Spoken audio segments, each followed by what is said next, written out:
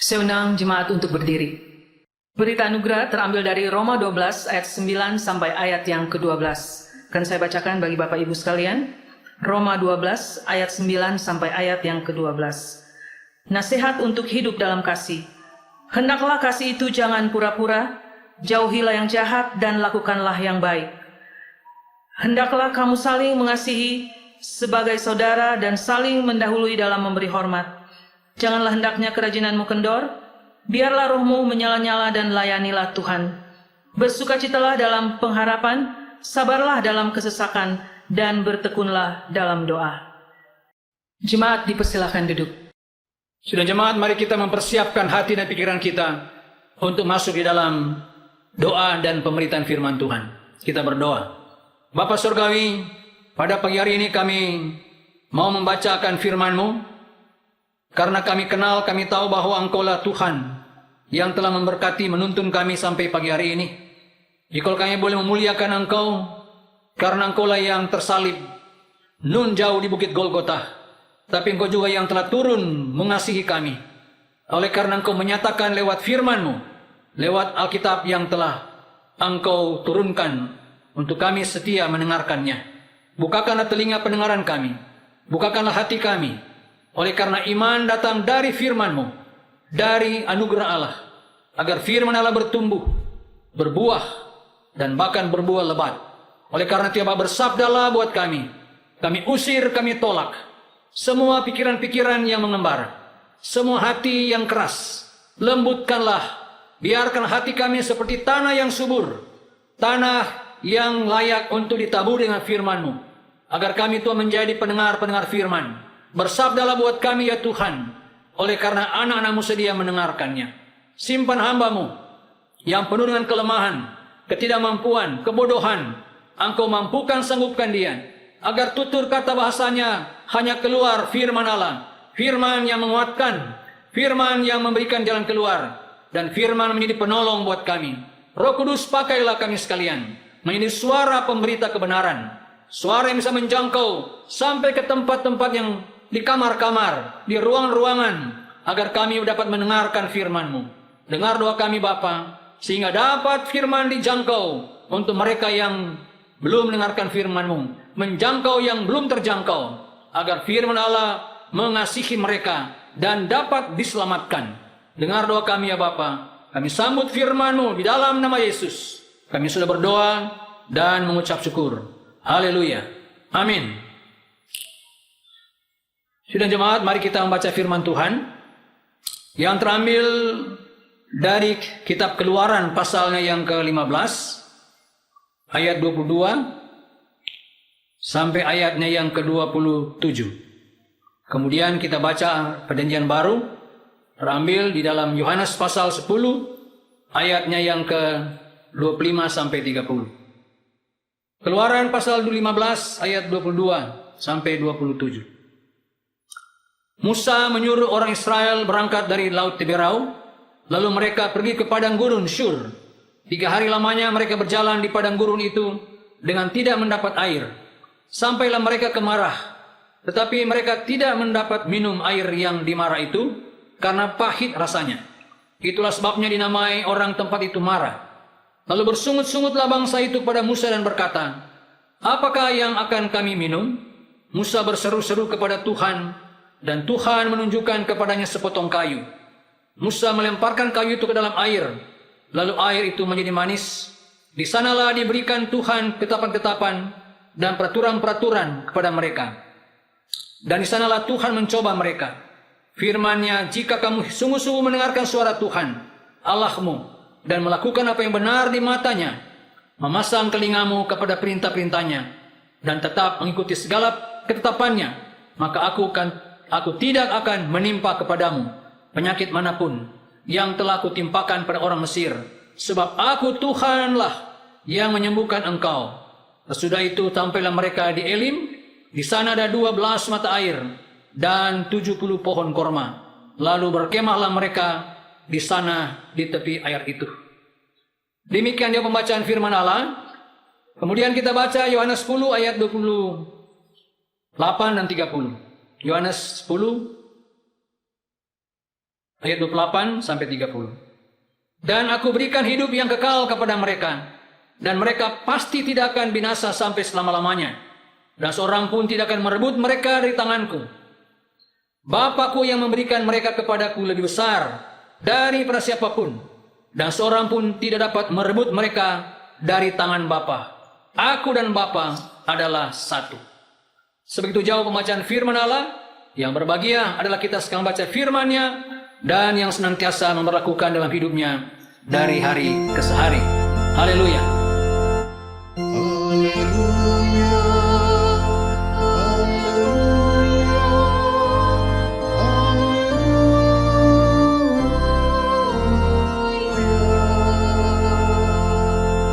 Sidang jemaat, pembacaan firman Allah pada pagi hari ini, kita telah membaca dari Keluaran pasalnya yang ke-15 sampai Yohanes 10 ayat 25 sampai 10 sampai 30 adalah merupakan kombinasi dari tema yang saya sampaikan adalah di tangan Bapa kita nyaman.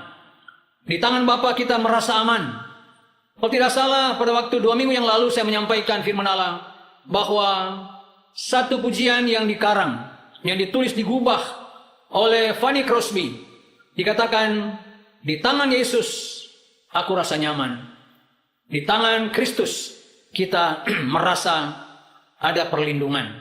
Sidang jemaat yang dikasihi oleh Tuhan, ketika ada beberapa peneliti ingin menemukan satu bunga botani, bunga yang begitu mahal, dan para peneliti botani ini, mereka masuk mencari di pegunungan Alpen. Dan ketika tim ini mencari, mereka berkeliling tidak menemukan, tidak mendapatkan satu bunga yang spesiesnya begitu mahal. Dan spesies bunga itu sangat langka. Ketika mereka sedang mencari, berjalan, dan akhirnya mereka memakai satu peneropong. Mereka melihat dari atas ke bawah ada sesuatu lembah, pegunungan yang begitu dalam, laut, lembah yang begitu dalam. Dan pada akhirnya mereka melihat lewat teropong, dan mereka menyerah dan mereka tidak mampu. Di kampung tersebut tiba-tiba datang seorang anak remaja. Kemudian anak ini melewati mereka dan dipanggil agar supaya anak ini membantu, menolong. Tapi ketika anak ini melihat atas perintah bahwa, bisakah anak engkau menolong kami untuk mengambil bunga yang ada di lembah yang dalam ini. Ketika anak ini melihat lewat teropong itu, kemudian dia menggelengkan kepala. Tetapi tim peneliti ini mengambil uang. Dia memberikan, sodorkan uang kurang lebih $200-300. Tetapi saudara, dia katakan, jika engkau ambil ini aku berikan imbalannya. Kemudian saudara, dia katakan iya. Anak yang katakan iya, tetapi tunggu. Dikatakan, tidak apa-apa, sekarang saja engkau kerjakan. Kami punya tali yang kuat, kami punya tali untuk bisa mengulurkan engkau. Dan engkau diikatkan tali pinggang, engkau akan turun. Dan kami akan pantau, kami akan turunkan. Dan tali ini mampu kami pegang, kami kuat. Tetapi saudara katakan, tunggu. Kami akan melaksanakan, tapi saya punya cara tersendiri untuk mengambil bunga tersebut. Saya punya cara tersendiri. Kemudian pergilah anak ini. Dia panggil seorang datang pemuda yang setengah bayar. Dia datang dan dia datang membawa peralatan sendiri. Dia membawa dan dia mulai mengerjakan dan mulai menurunkan anak ini. Dan mereka berkata, siapakah orang ini? Anak ini mengatakan, dia adalah papa saya. Bapak saya ini adalah bapak yang berpengalaman. Dia tahu kedalaman lembah ini. Sehingga mereka menyerahkan sepenuhnya. Tim ini menyerahkan sepenuhnya kepada anak dan seorang bapa. Sehingga pada waktu bapa mengulurkan tangannya, ulurkan talinya, dan anak itu merasa nyaman. Anak dia merasa lebih aman dan merasa tangannya seperti dengan tangan bapaknya yang pernah melatih dia, menolong dia. Sidang jemaat dikasih oleh Tuhan.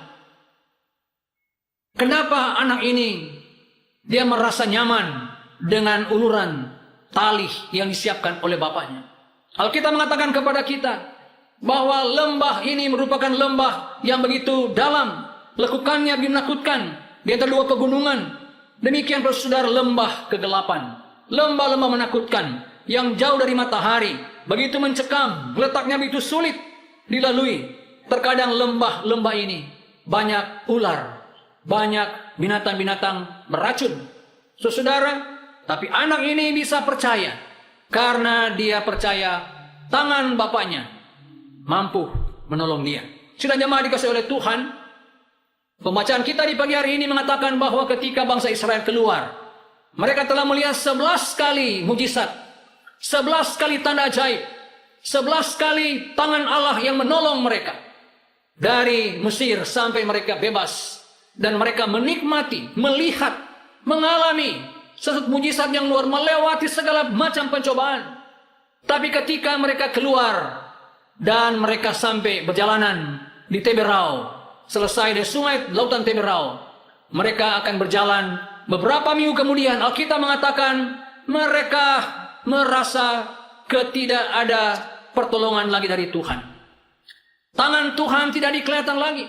Pertolongan Tuhan seolah mulai tidak ada buat mereka.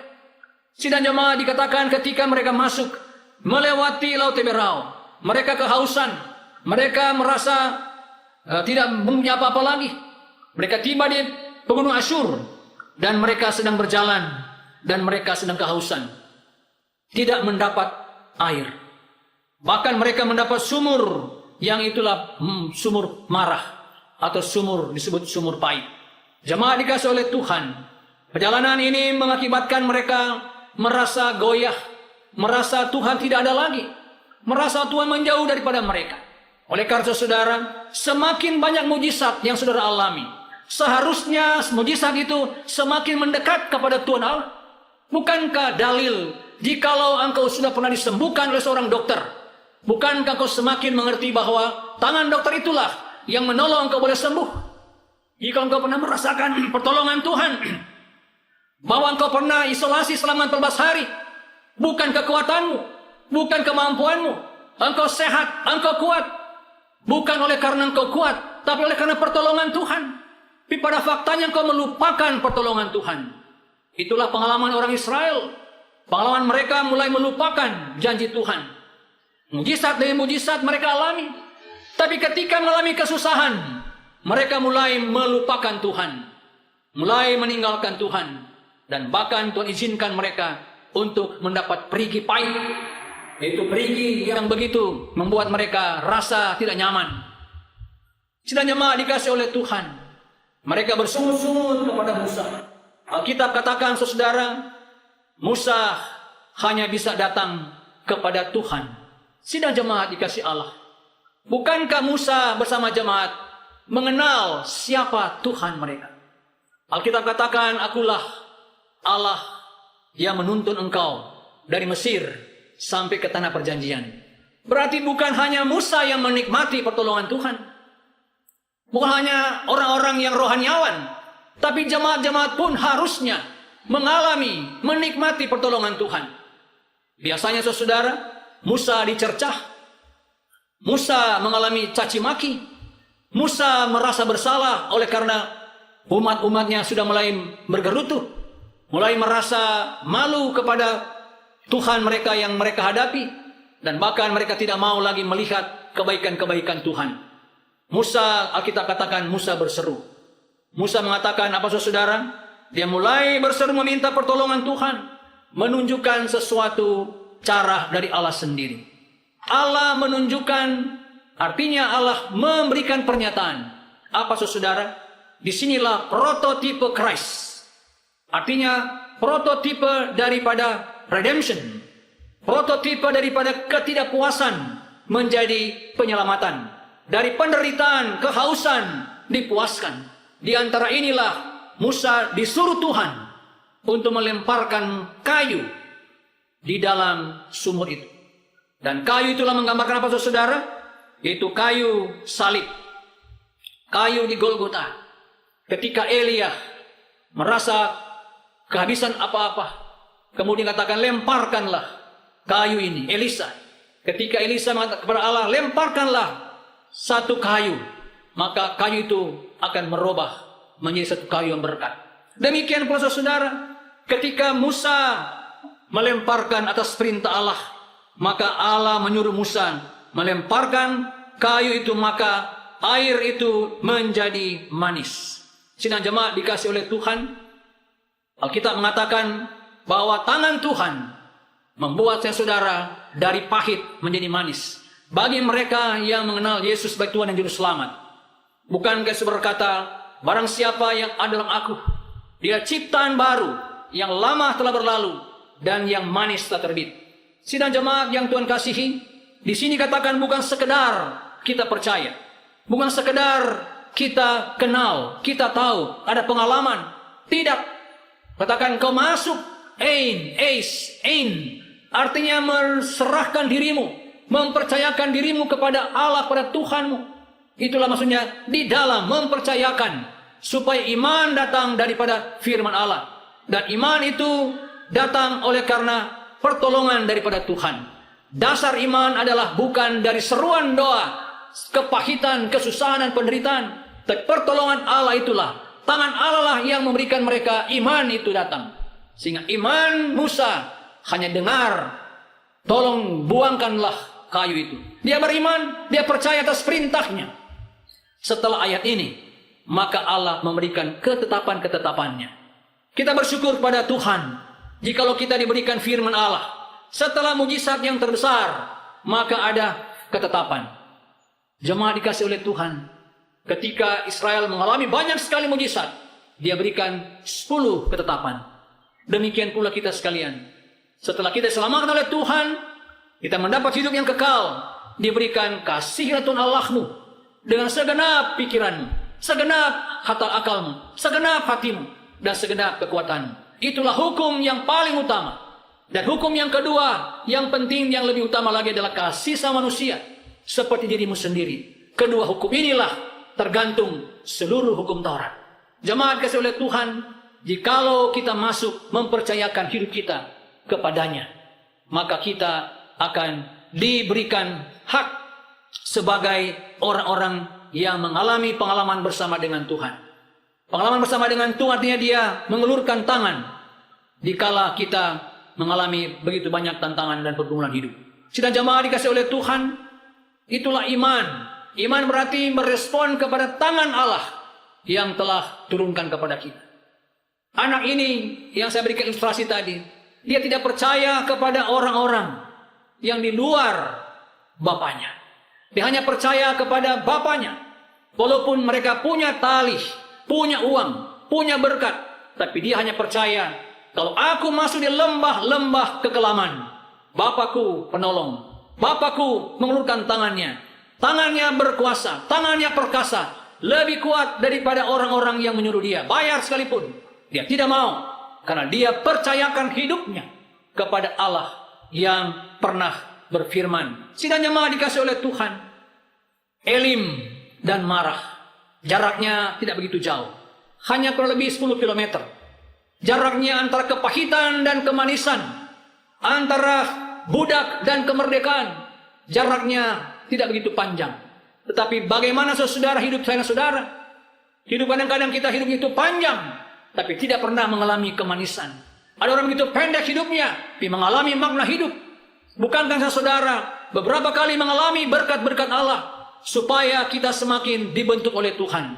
Semakin panjang hidup saudara, semakin saudara akan tahu bahwa saudara akan semakin banyak diberkati oleh Tuhan. Tapi kadang-kadang saudara, umur kita semakin panjang, semakin sombong, semakin kita ingin tinggi hati. Kenapa?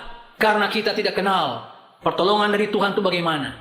Tuhan katakan bahwa jikalau kita masuk lembah-lembah kelam, disitulah justru kita akan semakin kokoh dan kuat. Di dalam Alkitab saya katakan, pencobaan-pencobaan yang kamu alami adalah pencobaan-pencobaan yang biasa. Lembah-lembah kekelaman yang boleh saudara alami, supaya kita diuji iman kita, supaya kita boleh kuat. Nah, jikalau kita boleh mengalami seperti itu, maka tangan Tuhan memberikan jalan keluar. Alkitab katakan kepada kita bahwa Dia memberikan jalan keluar pada waktu engkau diuji, pada waktu engkau masuk lembah-lembah kelam, lembah-lembah sakit, lembah-lembah khawatir, lembah-lembah kemiskinan, lembah-lembah penyakit. Tuhan izinkan terjadi kalau kita boleh mendengarkan firman Allah. Sidang jemaat dikasih oleh Tuhan, ada dua pasien. Pasien A dan pasien B. Pasien A sedang sakit kanker berat. Sudah di penalti final, dia akan meninggal dalam waktu beberapa minggu. Sedangkan yang B adalah tunggu operasi supaya matanya bisa melihat. Ketika mereka dalam satu kamar, pasien A mengatakan, dan dia bercerita tentang pemandangan. Dia bilang, itu pemandangan saya, luar biasa indahnya. Di sana ada petani-petani yang sedang menanam. Di sana ada kerbau sapi yang sedang menggarap sawah. Ada burung-burung yang sedang bernyanyi.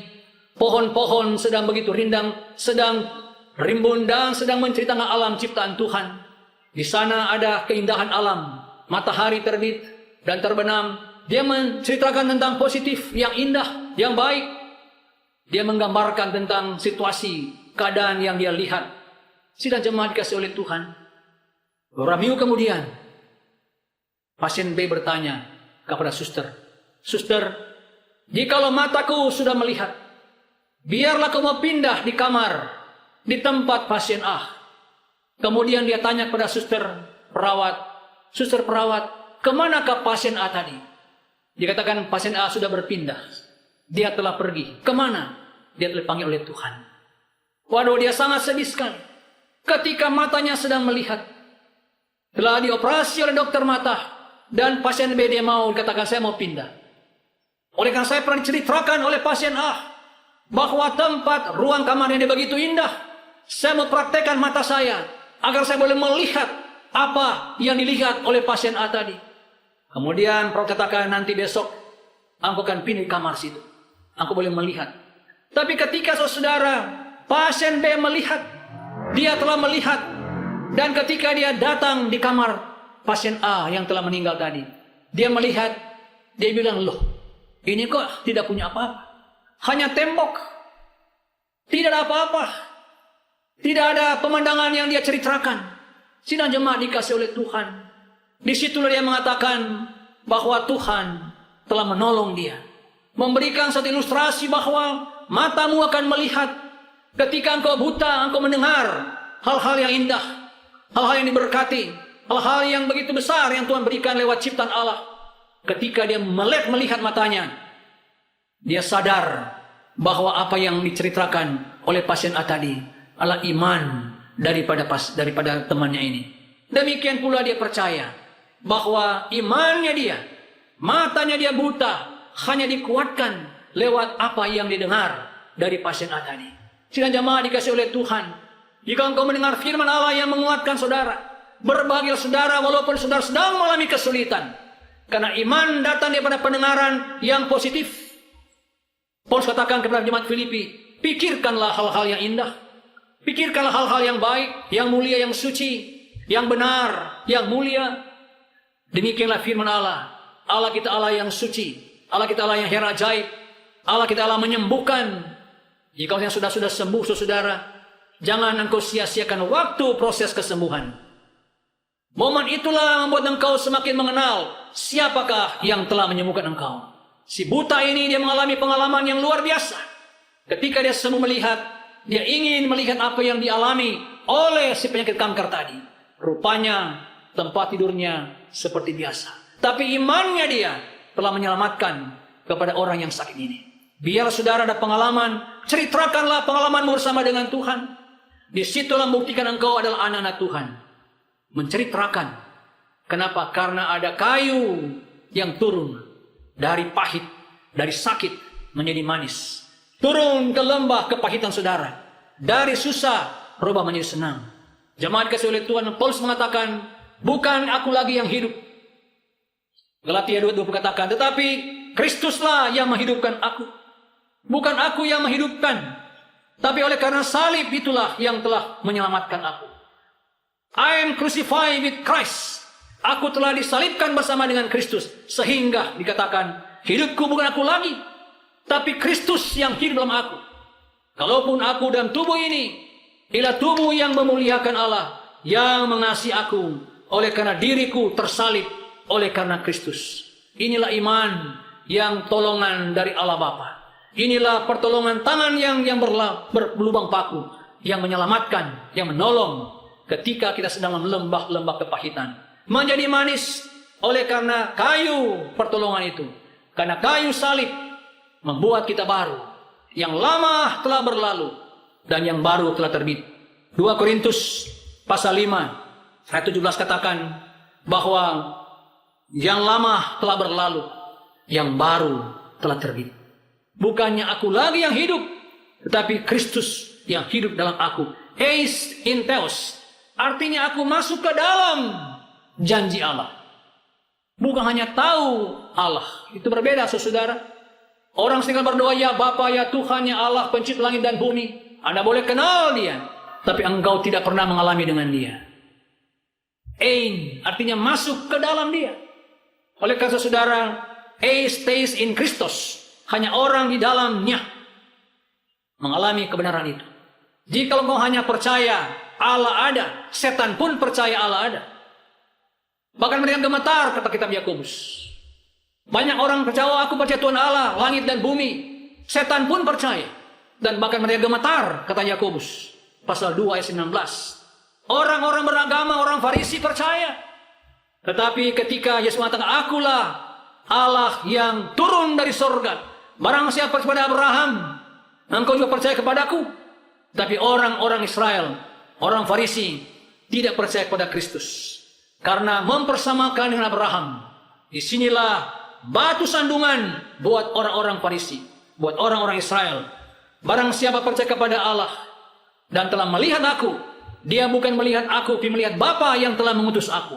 Oleh karena saudara kasih oleh Tuhan, pertolongan kita percaya yang turun dari atas adalah pertolongan untuk saya saudara yang boleh mengenal dan percaya. Jemaah dikasih oleh Tuhan. Yang kedua, ilustrasi saya katakan seperti apa?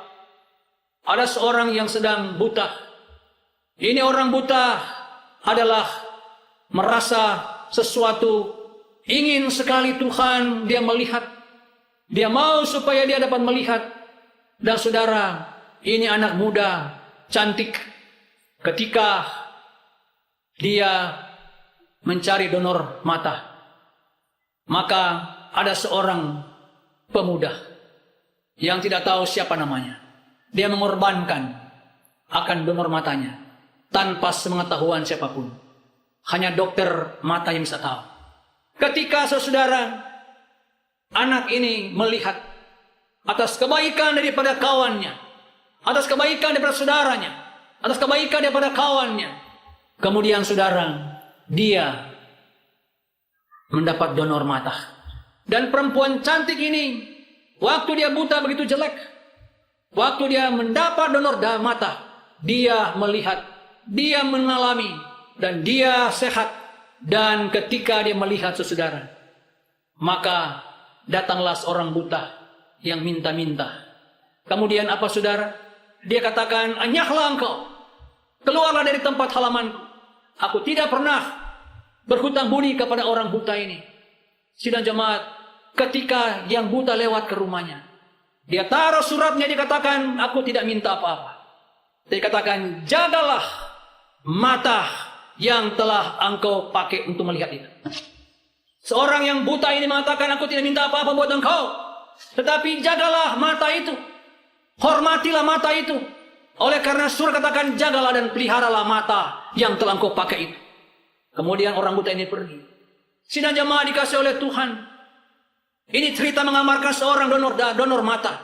Dia sangat bersuka cita oleh karena anaknya, anak yang perempuannya ini satu-satunya boleh melihat kembali, dan dia mempergunakan mata itu, dan dia merasa sangat tertegur.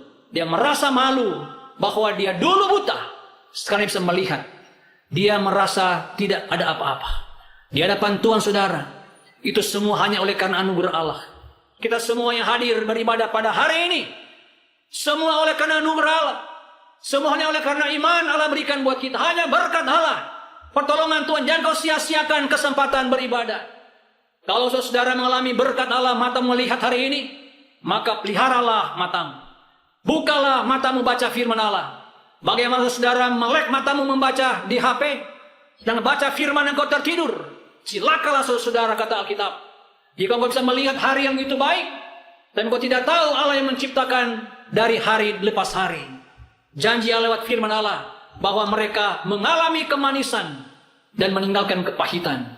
Dan mereka bersyukur oleh karena mereka mengalami berkat Allah. Maka saudara, di pagi hari ini, semua kita yang telah mengalami lembah-lembah kelam, pernah masuki di tengah-tengah ketakutan, dan pertolongan Tuhan bisa menyelamatkan kita.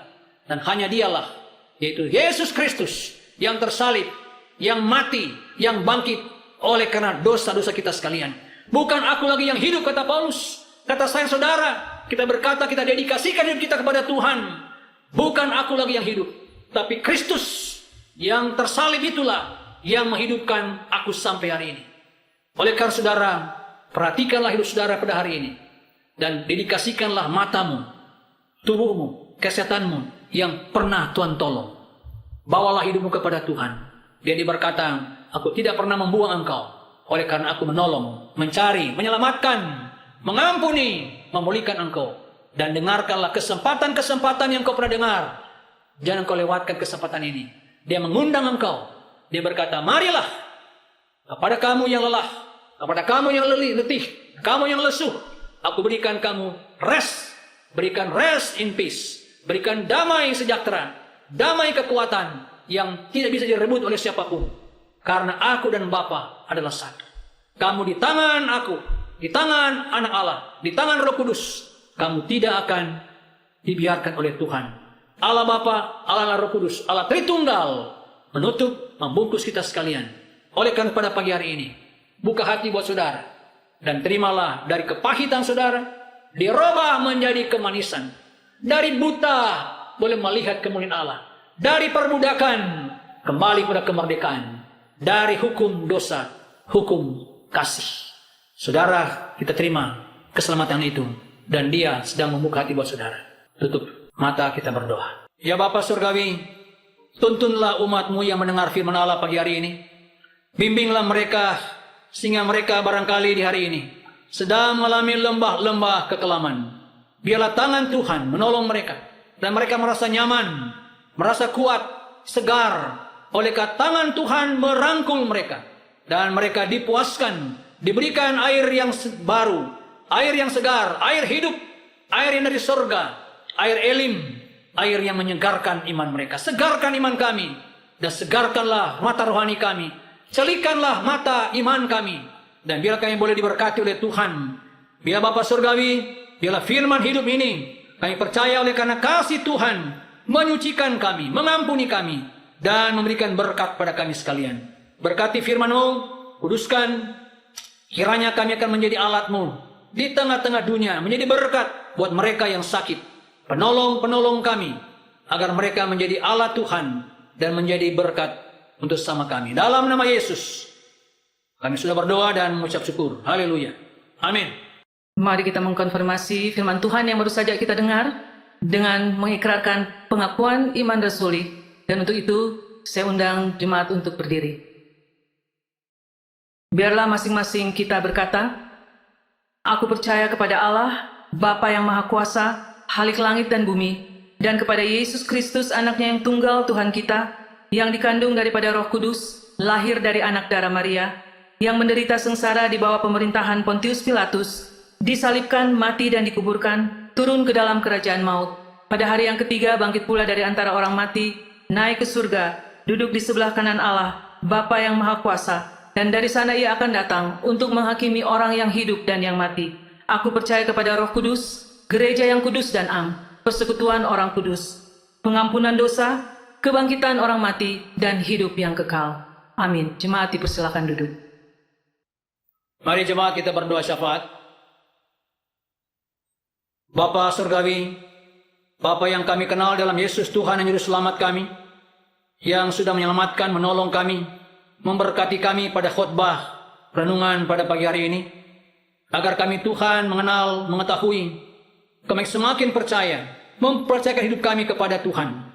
Tuntunlah kami ya Tuhan, anak-anak kami, keluarga-keluarga kami, yang sedang berjuang dalam studi mereka, dalam kehidupan mereka hari lepas hari, di tengah situasi yang begitu sulit ini, agar mereka Tuhan boleh bertumbuh di iman mereka, dan mereka dapat belajar di tengah-tengah studi yang sedang studi lewat lewat rumah mereka, dan lewat teknologi, agar mereka Tuhan dapat bertumbuh dan disajikan dengan ilmu-ilmu yang baru dari guru-guru mereka. Demikian pula berdoa Tuhan untuk tugas-tugas daripada jemaat kami yang barangkali tengah-tengah situasi yang memberatkan dan bahkan situasi yang sulit. Tuhan hadirlah buat mereka, menjadi penolong buat mereka. Angkat kebimbangan mereka, kekhawatiran mereka. Janji firman katakan bahwa hari esok punya khawatir hari lain, punya khawatir hari besok. Dan susah hari besok atau hari ini adalah susah cukuplah untuk hari ini. Engkau berkati karena kami percaya bahwa tangan Tuhan adalah Tuhan yang menjadikan langit dan bumi, dan Tuhan mencukupkan kebutuhan kami. Seperti janji firman-Mu buat Israel dan buat kami, bahwa tangan Tuhan menolong, menyertai, dan tidak pernah meninggalkan kami. Untuk pemerintah bangsa negara kami, Tuhan kami serahkan dalam tangan-Mu. Engkau berkati pemerintah kami, dari pusat sampai ke daerah, untuk melayani masyarakat yang sedang terpapar oleh karena COVID. Pakailah Tuhan para vaksinator untuk menjalankan vaksin-vaksin dari Sabang sampai Merauke, dari Sabang sampai Merauke, dari Miangas sampai Pulau Rote, sehingga seluruh masyarakat mencapai sesuatu pencapaian kesembuhan yang paling baik adalah totalitas, supaya semua dapat vaksin. Terima kasih untuk kecukupan vaksin. Kau berkati perawat-perawat, saudara kami yang sedang terpapar di rumah isoman ataupun di rumah sakit. Cukupkan kebutuhan-kebutuhan dokter-dokter dan obat-obat vitamin. Kami serahkan dalam tangan Tuhan. Terima kasih Bapa. Yang berdoa Tuhan untuk jemaat kami yang sakit. Yang berdoa untuk Bapak Purba, untuk Bapak Diego Butar-Butar, demikian pula untuk Pak Sirjon, dan juga Bapak Hartono, dan saudara kami barangkali yang sedang di luar daerah, yaitu orang tua Depo Dina Mas Neno, yang ada di Kupang. Ya Tuhan, hiburkan, kuatkan mereka. Dan juga ada keluarga dari Juni Tular yang baru meninggal, berikan hiburan mereka, keluarga dekat mereka. Demikian pula Bapa, banyak lagi teman-teman kami yang Tuhan telah angkat dan panggil lebih dahulu, agar mereka yang sudah lebih dahulu Tuhan panggil, bukan berarti mereka kurang baik daripada kami. Kami hadir supaya kami boleh mengeluarkan buah-buah pertobatan, buah-buah pelayanan, dan mahkota-mahkota untuk kami setia dan tulus dalam pelayanan. Terima kasih Bapa. Berkati juga Tuhan untuk rencana pernikahan Saudara Surya dan Saudari Yuli Katrin, agar mereka Tuhan ditolong, diberkati, dan mereka akan memenuhi segala katekisasi baik pranikah dan juga banyak pelajaran akan sampaikan oleh majelis. Terima kasih Tuhan. Dengarkanlah seluruh jemaat yang sedang memohon dan sedang berdoa. Berikanlah kearifan, berikan bijaksana, berikan ya Tuhan cara-cara Tuhan kepada kami sekalian. Dengarkan doa kami Bapa. Masih banyak yang berkekurangan untuk permohonan doa hamba-Mu, tapi Tuhan, sempurnakanlah doa ini dengan doa yang pernah Kau ajarkan kepada kami berdoa bersama-sama. Bapa kami yang di sorga, kuduskanlah nama-Mu, datanglah kerajaan-Mu, jadilah kehendak-Mu di bumi seperti di sorga. Berikanlah kami pada hari ini makanan kami secukupnya. Ampunilah kami akan kesalahan kami, seperti kami juga mengampuni orang bersalah kepada kami. Dan jangan bawa kami dalam pencobaan, tetapi lepaskan kami pada yang jahat, karena Engkau yang punya kerajaan dan kuasa dan kemuliaan sampai selama-lamanya. Amin. Mari kita memberikan persembahan yang didasarkan pada Melyaki 3 ayat 10 hingga ayat yang ke-11. Melyaki 3 ayat 10 hingga ayat yang ke-11. Demikian bunyinya. Bawalah seluruh persembahan persepuluhan itu ke dalam rumah perbendaharaan, supaya ada persediaan makanan di rumahku, dan ujilah aku, firman Tuhan semesta alam. Apakah aku tidak membukakan bagimu tingkap-tingkap langit dan mencurahkan berkat kepadamu sampai berkelimpahan? Aku akan menghardik bagimu belalang pelahap, supaya jangan dihabisinya hasil tanahmu, dan supaya jangan pohon anggur di padang tidak berbuah bagimu, firman Tuhan semesta alam. Kita akan memberikan persembahan, dan kita akan menyanyikan pujian NKB 100, Rindukah Engkau Mendapat Berkat Tuhan.